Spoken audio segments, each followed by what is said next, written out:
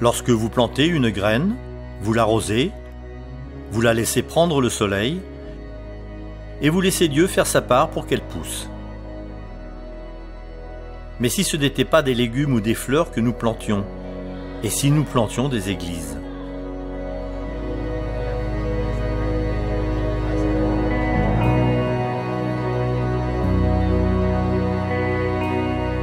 Chaque année, des milliers d'adventistes du 7e jour entreprennent d'implanter une église. Certains sont des pasteurs, d'autres sont des laïcs comme les pionniers de la mission globale.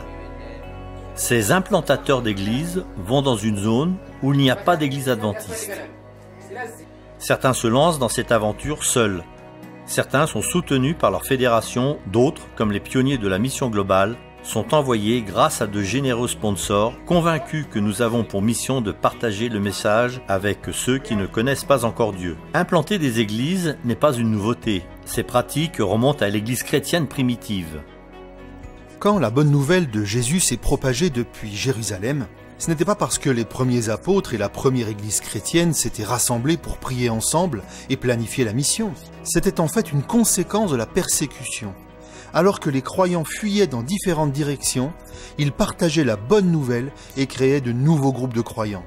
L'un de ces endroits était Antioche, qui est aujourd'hui Antakya, ici en Turquie, et c'est là que l'apôtre Paul a commencé, c'est ici qu'il a démarré ses voyages missionnaires.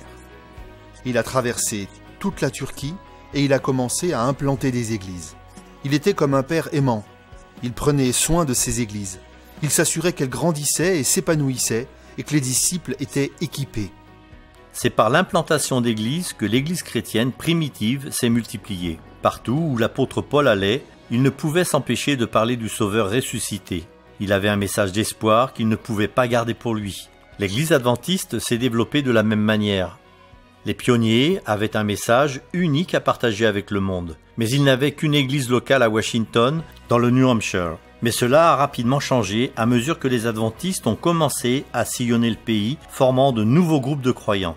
L'église adventiste du 7e jour a démarré comme un mouvement d'implantation d'églises, et elle n'a cessé de grandir, car elle s'est concentrée à former de nouveaux groupes de croyants, et si nous regardons vers l'avenir, elle continuera à grandir si nous nous focalisons sur l'importance de créer de nouveaux groupes de croyants dans de nouvelles zones et parmi de nouveaux groupes ethniques. L'église adventiste du 7e jour a énormément grandi depuis ses débuts. En 2016, une nouvelle église adventiste voyait le jour quelque part dans le monde toutes les 3h30. Pourtant, malgré une croissance énorme, beaucoup de gens n'ont toujours pas entendu le message adventiste ou le nom de Jésus. En fait, les 2/3 de l'ensemble de la population de la planète ne connaissent pas Jésus. Parfois, les gens demandent « Pourquoi implanter des églises et encore implanter des églises ? Pourquoi mettre l'accent sur l'implantation d'églises ?» La mission globale a pour but d'implanter des églises. Mais pourquoi ? La réponse est parce que nous voulons étendre nos frontières. Si nous continuons à mettre toutes nos ressources là où elles ont toujours été, nous ne grandirons pas. Nous ne pourrons pas atteindre les groupes de personnes non atteints, ceux qui n'ont pas encore entendu parler de Jésus. Les gens disent parfois « Je vais à l'église et ce n'est même pas à moitié plein. Pourquoi ne remplissons-nous pas d'abord celle-là » Si nous faisions cela, nous serions encore dans le New Hampshire.